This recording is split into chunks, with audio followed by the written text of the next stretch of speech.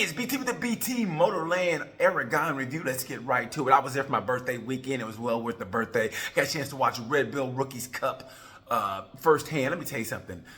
Dinesh and Brian Uriarte, they are the straw that stirs the Red Bull's drink. I'm being a homer here, but Christian Daniels Jr., once he gets it, he's gonna guide it. He was hurting from the crash he had a high side on Saturday afternoon. It hurt him, I think it hampered him on Sunday. He didn't bitch about it, which is a sign of a true racer, sign of a true person who takes responsibility for his actions. So I'm being a homer here all the way, but hey, what can I say, man? Love the kid. Anyway, let's get right to it. This weekend, first of all, I'm gonna get out of the way right now. I don't think we give enough credit, if that's even possible, for what Marquez is doing right now. Season is not over. And the reason I say this, some people say, hey, give him the trophy now. I'm going to say this right now. And I didn't realize this. Well, I saw this last year when he was warming up. Mark was grimacing a little bit when he was warming up. And he still talks to his doctors weekly about his arm.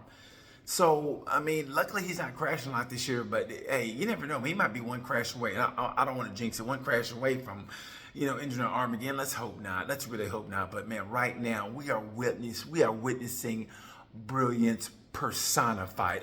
And the fact that his brother is second in the championship just solidifies that. It's like watching the Stewart brothers in Supercross. But that was years apart. And no offense against Mookie, but Alex is definitely Mookie, but Marquez is kind of more Mookie too. In fact, his personality is more like Mookie, but when he gets serious, he's more like James Stewart. But that's some of the people I can compare him to. We're watching pure brilliance. So if you, like the most famous film Scarface said, he goes, hey, take a look at the bad guy. It's gonna be a long time before you see another bad guy like this again. And that's the truth. I can't see, who knows what's going to happen. But right now, watching what Marquez is doing right now, what's really impressive is how humble he is in interviews, which is hard. Don't get me wrong, it slips out a little bit. But, like, for instance, he's turned the fastest lap of the race on the 3 laps from the end, just to keep himself from getting bored. He goes, he was getting bored, and he turned the fastest lap of the race 3 laps from the finish. He basically, I'm paraphrasing, he did that because sometimes you gotta let him know. Sometimes you gotta let him know. And when he did that, I was like, God damn. We're witnessing greatness right now. And props to Pecco Bagnaia, because Pecco, let's be honest, he was about one race weekend away from being referred to in pronouns, as in, that dude right there can't ride that bike. Yeah. But luckily he got a podium. He was happy getting the same Pecco smile. Let me tell you something. I was in the press conference when they interview all the riders, not in the big room, but when all the riders come in. And if you ever get a chance to go to a Pedro Acosta press conference, trust me, it's well worth it. If you have gonna have your first kid being born, you got a chance to be there, or Pedro Acosta press conference, go to the Pedro Acosta press conference. Trust me, it'd be a lot more entertaining instead of going, let's be honest, sometimes go to the press conference, because Pedro Acosta is funny, he's honest, and he is so animated when he talks. For instance, he knew that he couldn't beat Pecco. He was saying, he goes, because he just knew Pecco's bike was faster. He said, and I quote, the bike going to the corner, he was at least 10 hundredths of a second, at least faster than me when they go into the corner. So what did I have? The KTM, he calls it the KTM.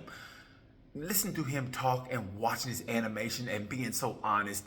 Trust me, it's worth the price of admission. He might give the best press conference there is, but Pedro Acosta press conference, trust me, well worth the wait. First kid being born, Pedro Acosta press conference, go to Pedro Acosta press conference. Trust me, you'll laugh more than going, is she crowning? So yeah, do that. Overall, I give the race weekend B+, only because Moto3 and Moto2 showed up and showed out with wire-to-wire finishes. Of Moto3, let's get to it. Rider of the race in Moto3 goes to David Munoz. Holy shit. I told you, when he gets it, he's gonna guide it. And he got it. He beat out my boy Maximo. And he's my heartbreak Maximo, only because he went to the last corner and he did what he had to do, but still, David Munoz got the victory. Congratulations to him. It was a long time coming. I told you it was going to happen, but he just had to settle down. It's like being with that beautiful girl. It's like, okay, let me settle down. And I'm ready. And that's what he did. So props to him. He's been rider of the race, David Munoz. Moto 2 may have been the race of the year so far in all classes. Dennis Anchu, Hachu, God bless you, with the move of the race. He beat Diego Marrero on the last. He passed him on the outside, coming uphill. If you got to be there at the Aragon circuit to really embrace that last turn going into the front straight. It's you go downhill and it's kind of an uphill. You just have to see it to believe it. But he passed him on the outside, and that move is not to be understated. And a photo finish. Props to Denny Anchu. Hachu, God bless you. He's my rider of the race. Good for that kid. And that kid's another kid. When he is on, I don't think he can be touched. When he's on, he's hard to beat. He's too hot to handle. So yeah, props to Denny Anchu. Heartbreak goes to Diego Marrero. I'm not gonna lie, Diego Marrero did it. He did everything you could. And as the famous comedian, Cedric Entertainer said, I don't know what to tell you. And I don't know what to tell you because he did everything he could. But props to Denny Anchu, Hachu, God bless you. And also, props to Manuel Gonzalez, who didn't win the race. He got some points, but he got a chance to ride a Motogp bike in season because the way he's racing now, it's great. He's got a great confidence about him, a great smile. And the kid, he got a chance to ride a Motogp bike for testing. And man, you can't beat that. I talked to him, and he just had a great disposition about him. So God bless him. This is going to be real brief too because it's about 5 a.m. and I'm tired. Anyway, but yeah, like I said, the brilliance of Marquez was something that shouldn't be understated this whole weekend. He led every session. This hadn't been done since 2015. God damn, what we witnessed is pure greatness. But like I said, after the sprint race, it looked like Pecco was going to be done, and they found something, which is it's almost those words. It's like a miracle. Like we found something. Like, huh? I mean, better than a doctor going, we found something. Like what? But Pecco found something, and it's going to bode well for the next 2 weekends. Let me tell you something. Mugello and Aston are going to be back to back, and this might be the telltale of the season because those are two Pecco tracks. Pecco does well there, and if he somehow finds his way, which he did in the race Sunday, if he finds his way, he might can salvage some points. You just never know. It's racing, man. Like Nikki said, I mean, that's why we race on Sunday, so you never know. But Pecco found something in the front. He's got feeling, and they tested, and it might just be that little bit of tweak here. He's got a great crew chief, and they found a little bit of something, and so he did well in the test. They're going to see if they can roll it to Mugello, but that's his track. Let's see if Marquez can find something. I know Marquez knows that that's Pecco's track, so he's going to be doubly focused. When Marquez is focused and Pecco's going to his track, it's going to be a great race. And also, Aston also, because Marquez didn't have two back-to-back weekends that were good, and he already said he's going to concede.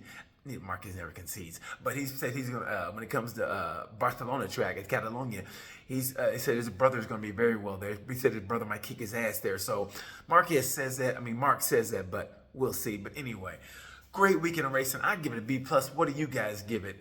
Because, like I said, Moto 3 and Moto 2, and if you woke up for Red Bull Rookies Cup, which you should, that's great racing. It was also a photo finish, so if you get a chance, watch that. My rider of the race for MotoGP goes to Pedro Acosta. Like I said, in his debrief, he goes, I knew I couldn't beat Pecco, but I figured I could, try to rattle him. He knew he'd try to take Pecco wide, but he called Pecco a gentleman. He goes, I tried to take him wide, but Pecco took him wide. He gave him space, but he gave him wide. I mean, he just gave nothing but glowing reviews about Pecco. And he also, I think the only blemish on the whole weekend for Marquez was when he ran into, he spun out. His tires were spinning on the takeoff in the sprint, and he and Pedro made contact, which I think kind of, helped a little bit because, Marcos had to work for it a little bit, and it's kind of fun when he has to work for it. But props also to the battles that you guys did. I don't know if you guys saw it or not, but the battles were between Fermin Aldeguer and Frankie Morbidelli, which I had to give. That was a great battle. It was like the rookie versus the seasoned vet, and I thought it was beautiful because it's so great. Frankie stayed in the pocket. If I'm going to use a boxing analogy, Frankie stayed in the pocket, and he just swung like this, where Fermin was like that young rookie. He was just swinging everywhere, and Frankie was just taking it, pop, pop, pop, man, get him on the ropes, but he just stayed in the pocket and pop, pop, pop, and got the place. What he finished 6th, I think it was. And props to Johan Mir. Let me tell you something, man. I watched the press conference. He finally had a smile on his face. And if somebody can, please get him some coupons to Panera. I don't think it's a Panera over there, but Panera. Get Johan Mir a sandwich. God damn, that kid I love the dude, but man, please eat a sandwich, a buffet. Bring it over to America. I guarantee after one day, he'll be like 10 pounds heavier at least. Anyway.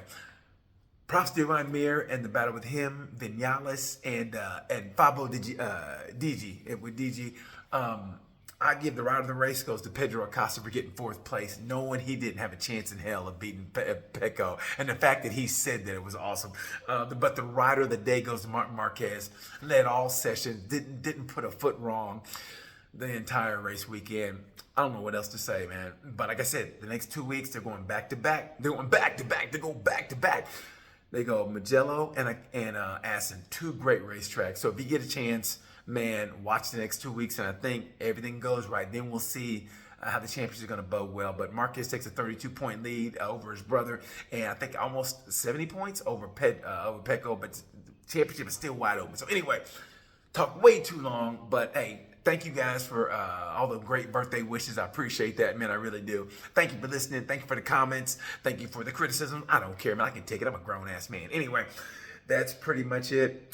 Tell me who you think your rider of the race was. Did I get it right? Because, like I said, I say Pedro Acosta. Some people are saying Frankie. Tell me what you think. What was the best battle? I should have put that down. Who was the best battle? I thought the best battle was Fermin Aldeguer and Frankie Morbidelli. Anyway, that's it for me. Tell me what you think. What grade do you give it, and what was your favorite battle, and who's your rider of the race? Anyway, until then, until after Mugello, you know the word. Bye.